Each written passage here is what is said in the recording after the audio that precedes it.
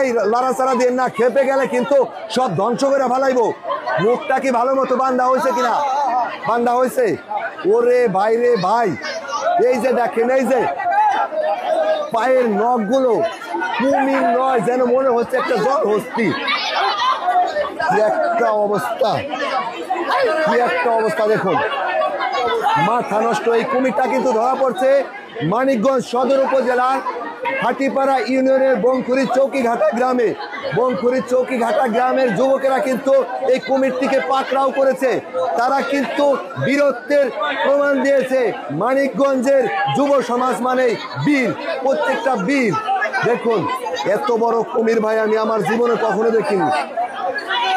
দেখুন একটাবার দেখুন, এই মুহূর্তে সরাসরি আমি আছি চৌকিঘাটা গ্রাম, বংখুরির পাশের গ্রামটায়, হাটিপাড়া ইউনিয়ন, মানিকগঞ্জ সদর উপজেলা। ওনার ভিডিওটা বেশি বেশি শেয়ার করে দিন। আর কাশিয়াখালী বেরিবাজ এলাকায় কিন্তু আরো অনেকগুলো কুমির রয়েছে, আপনারা অবশ্যই দেখতে পাবেন পরবর্তীতে যদি কুমির ধরা পড়ে।